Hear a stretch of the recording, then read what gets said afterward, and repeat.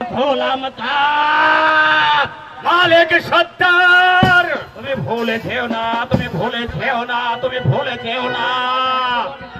এই মালিক সত্তার, আমি আমার সন্তানকে বাড়ি থেকে ছাড়াবো না। প্রয়োজন বোধে তোমার বাদশাকে এই লাঠি দিয়ে আমি সিংহাসনে বসিয়েছিলাম, আবার প্রয়োজন বোধে এই লাঠি দিয়ে তোমার বাদশাকে আমি সিংহাসনে করবো। আমি এখন ভুলে চাইনি, তুমি ভুলে যাও, তুমি তোমার বাদশাকে গিয়ে বলে মালিক সত্তার বাড়ি থেকে আবু কাসেমকে না তাড়ালে ভবিষ্যতে তোমার ফল ভালো হবে না। কি হবে?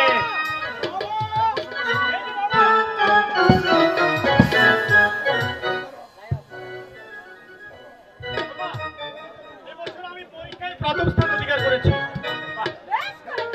শুধু তাই তো নয়, বাবাকে বলেছিল, মনে নেই বাবা? হ্যাঁ, তুমি তো বলেছিলে এবছর আমি পরীক্ষায় পাস করতে পারলে আমাকে 500 টাকা দেবে। তাই দেবো। আর সেই টাকা দিয়ে আমি কি করবো জানো? কি করবি বাবা?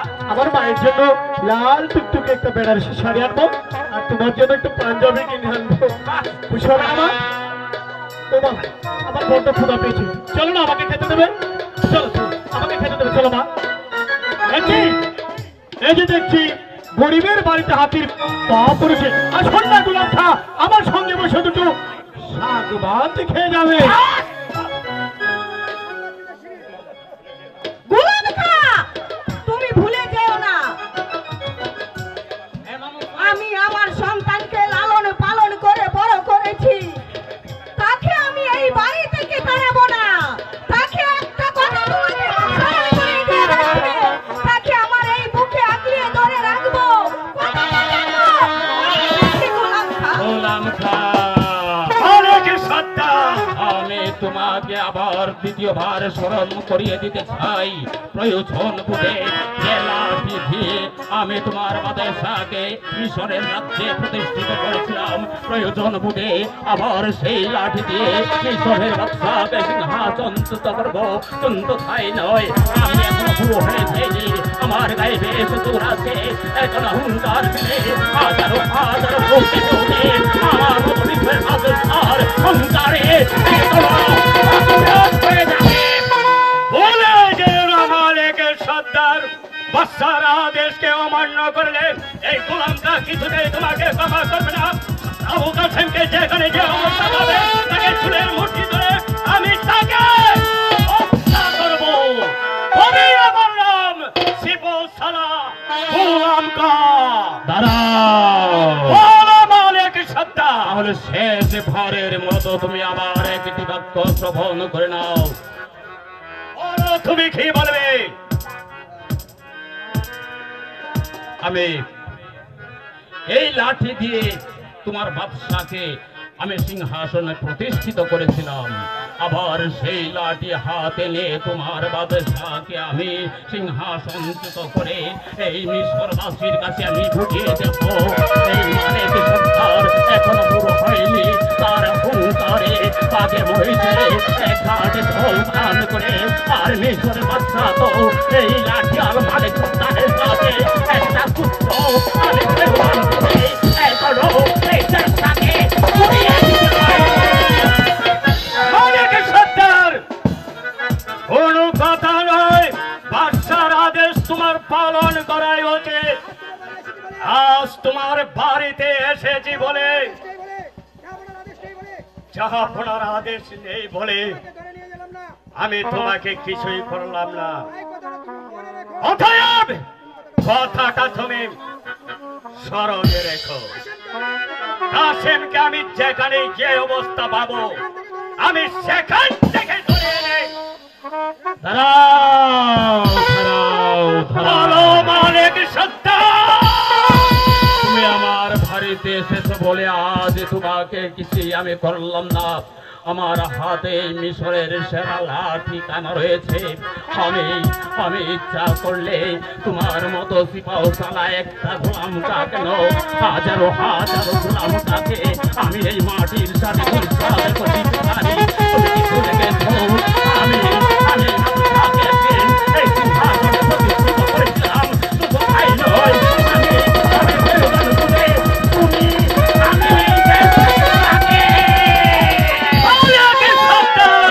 তুমি অতীতের কথা ভুলে যাও, বাদশার আদেশ তুমি অক্ষুণ্ণ রাখো, তাহলে তোমার ফল ভালো হবে। তোমার অবস্থা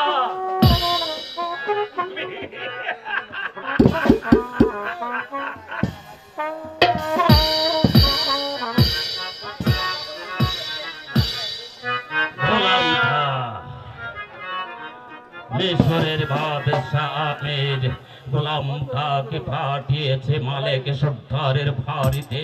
সে হুঙ্কার দিয়ে বলে গেছে, আমার একমাত্র সন্তান কাশেমকে যেন বাড়ি থেকে তাড়িয়ে দেয়। এটা বলতে আর কিন্তু সে ছাড়ে না। এই মালিক সর্দার কি করতে পারে? মালিক সর্দার ইচ্ছা করলে দিনকে রাত, রাতকে দিন করতে পারে। প্রয়োজন বুঝে আমি মিশরের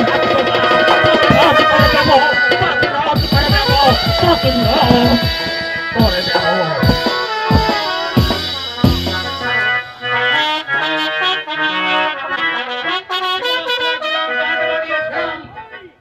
ওই গোলাপ চাঁদের সর্দারের বাড়িতে এখন পর্যন্ত বিনা আসছে না, তাহলে কি গোলাম কা সকল খোদারি সৃষ্টি তুমি করো, তারে বলি যে তোমারে বাদশা, বলি যে তোমারে সকল খোদারি সৃষ্টি তুমি করো, তারে বলি যে তোমারে বাদশা, বলি যে তোমারে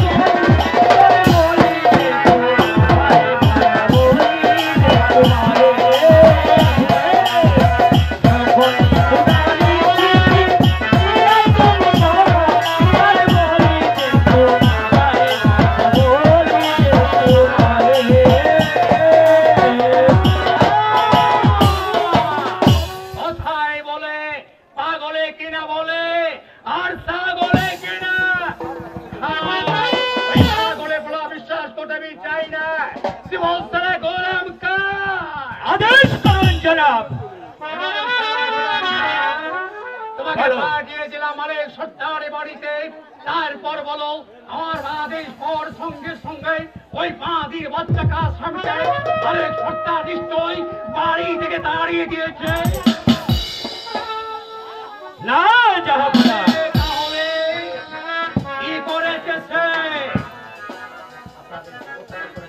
তার কথায় আমি তার বাড়িতে গিয়েছিলাম, কিন্তু সে যে অপমান করেছে সেই অপমানের পূজা আমার মাথায় নিয়ে আসতে হচ্ছে আপনারা।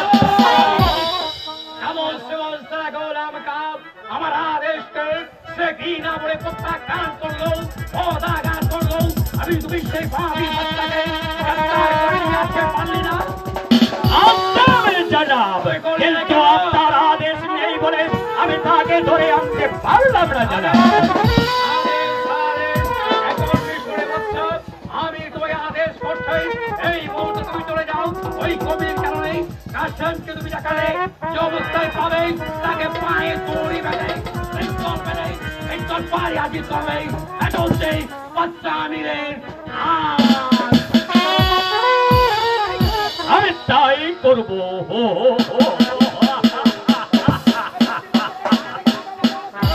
বাদির বাচ্চা কাশেম, এবার ওই আমার হাত থেকে কিছুতেই রেহাই পাবে না। আমি যেখানে যে অবস্থায় তোকে পাবো, আমি চুলের মুঠি ধরে তোকে আমি ধরে নিয়ে আসবো। তারপর বুঝবে এই সেনাপতি গুলাম কা कैसा तेज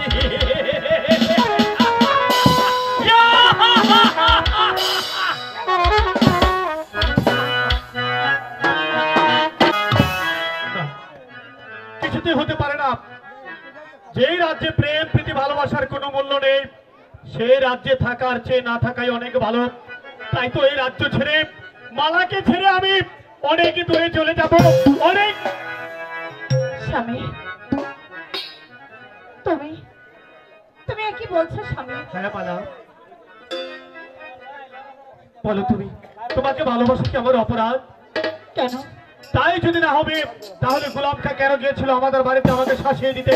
তাই তো ভাবছি এই রাজ্য ছেড়ে, তোমাকে ছেড়ে আমি অনেক দূরে চলে যাবো মালা। আমাকে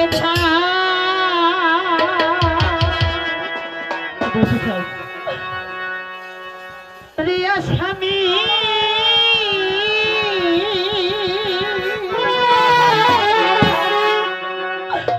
কোথায় যাবে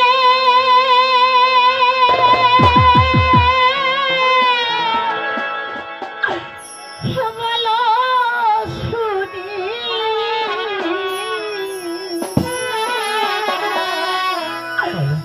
যেথায় যাবে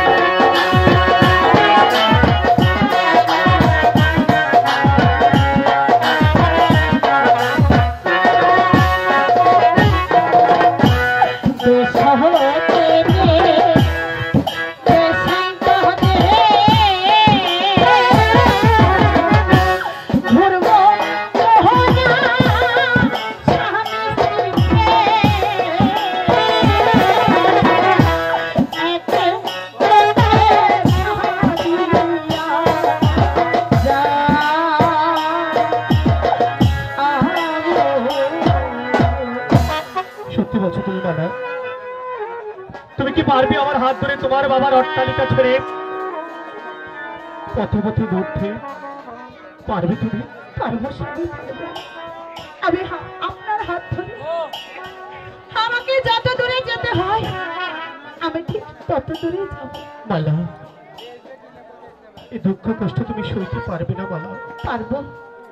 তোমার ভালোবাসা যদি থাকে আমি শুধু এতটুকু দুঃখ কেন, আমি বৃক্ষের তলে, আমি রৌদ্র বৃষ্টি ঝড় তুফান সবকিছু উপেক্ষা করে তুমি যেখানে থাকবে, তুমি যেভাবে থাকবে, একবেলা খেয়ে হোক না খেয়ে হোক, আমি আমি তোমার সঙ্গেই থাকবো। সত্যি বলছো মালা?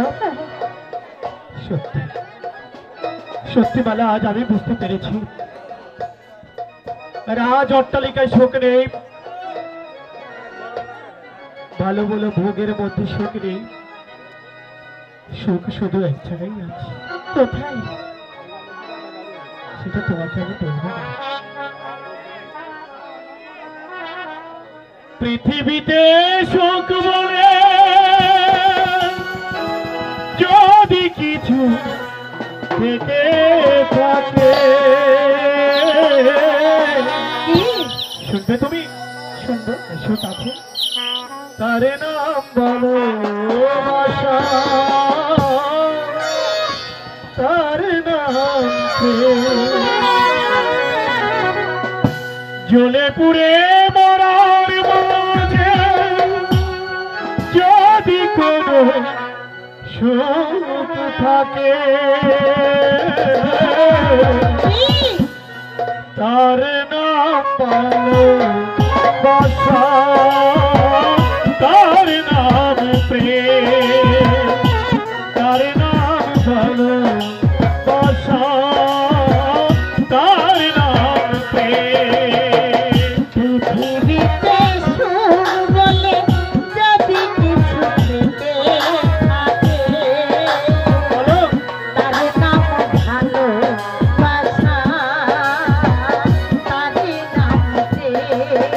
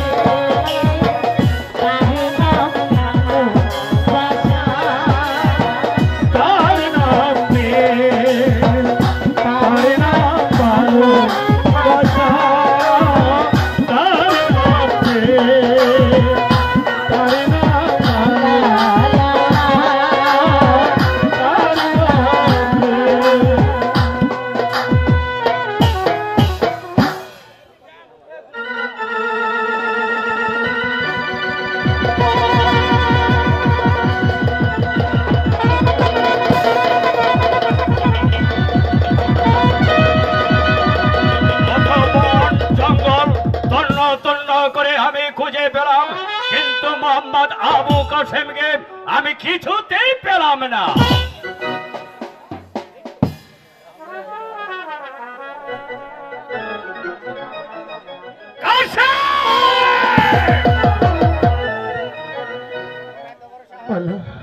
তোর এত দূর সাহস,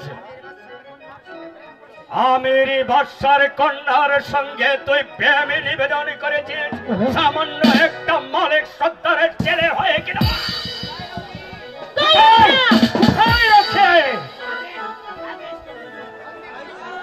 বন্দি করো কাসেমকে।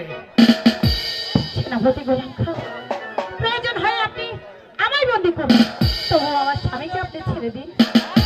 না, তোমার কোনো কথা আমি শুনতে চাই না। হুঁশিয়ার, গোলামের বাচ্চা গোলাম, কি করে ভাবলে তুমি মিশরের বীর বিখ্যাত লাঠিয়াল মালিক সদরের একমাত্র সন্তান আবু কাসেম বিনা যুদ্ধে তোমার কাছে বন্দিত্ব স্বীকার করে নেবে? আমিও প্রস্তুত, সামান্য একটা মালিক সর্দারের ছেলে হয়ে গেলাম সেনাপতি গোলাম খাঁর সঙ্গে এসে তুমি যুদ্ধ করতে, তবে দেখা যাক বাহু বলে বন্দি করতে পারি কিনা। তাহলে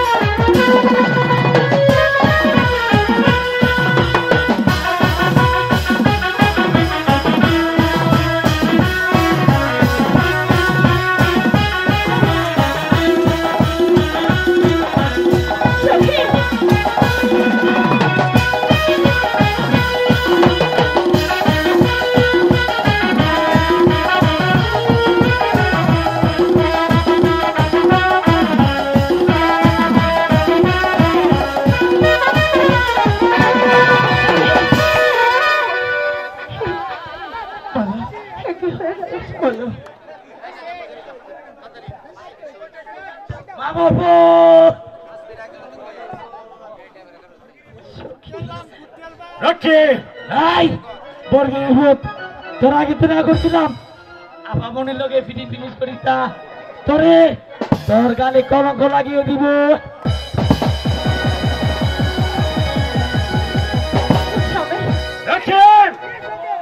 নিয়ে চলো মালিক সর্দারের ছেলেকে।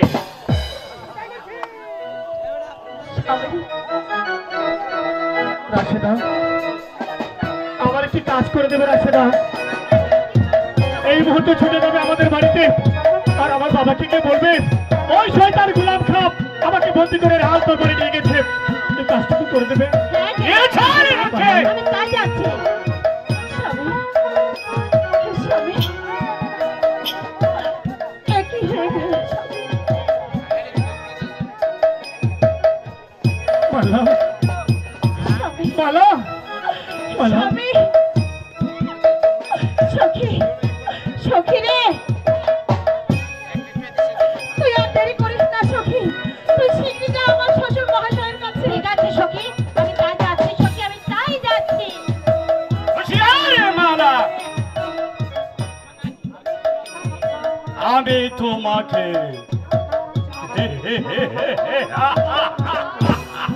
আমি তোমাকে চাই। ধীরে গোলাম খাঁ, ধীরে। তোমাকে আমার একটি কথা বলার আছে। বলো, তুমি কি বলতে চাও? তুমি কখনো বাদর দেখেছো? হ্যাঁ, দেখেছি। বাদর যদি তুমি দেখে থাকো, অবশ্যই তুমি মুক্তোর মালাও দেখেছো। হ্যাঁ, দেখেছি। বাদরও দেখেছো, মুক্তোর মালাও দেখেছো।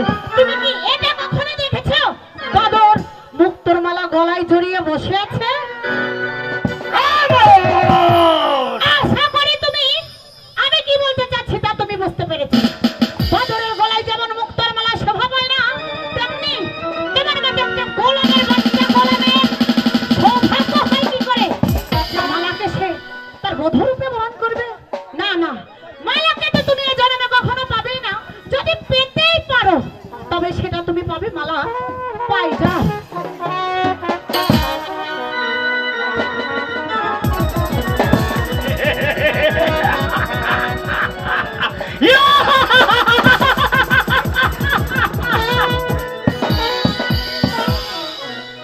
যাই মালা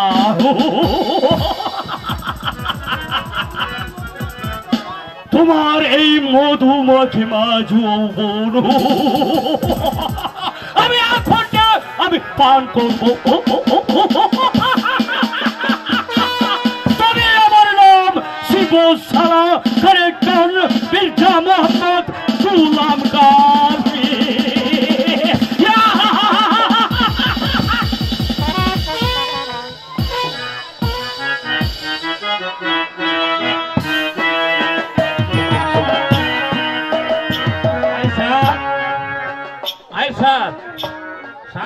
সকালে আমার একমাত্র সন্তান কাশেম স্কুলে গিয়েছে, কিন্তু এখন পর্যন্ত ফিরে আসছে না।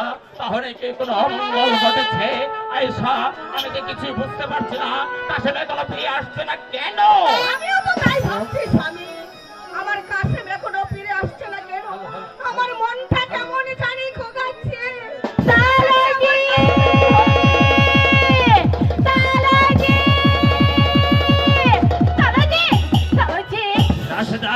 সর্বনাশ হয়ে গেছে তালাজি, সর্বনাশ হয়ে গেছে। কি হয়েছে? কাশেম ভাইকে গোলাম খা বন্দি করে নিয়ে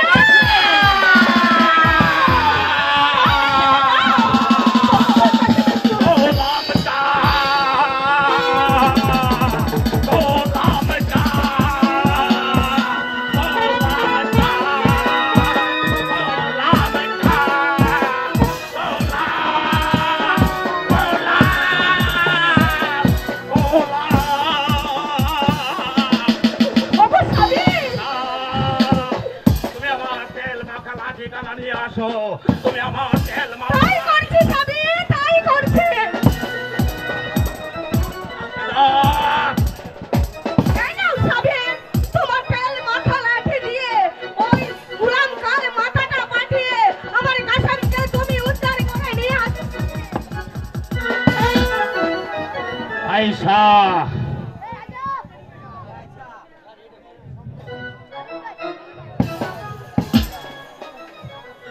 এই তেল মাখা লাঠি নিয়ে আমি প্রতিজ্ঞা করে ভুলে যাচ্ছি, আমি যদি আমার একমাত্র পুত্র কাশেমকে ভালোভাবে উদ্ধার করে না আনতে পারি, তাহলে জীবনে আর কোনোদিন তোমার সামনে দুটি আসবো না। এটা হলো মালিক সর্দারের কথা।